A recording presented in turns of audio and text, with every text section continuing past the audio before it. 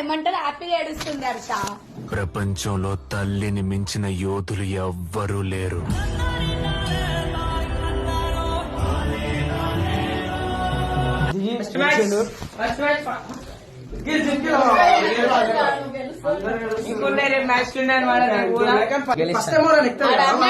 Mummy ఒకళ్ళు ఓడిపోదు లేదు నువ్వు గెలుస్తావనే చెప్పిన.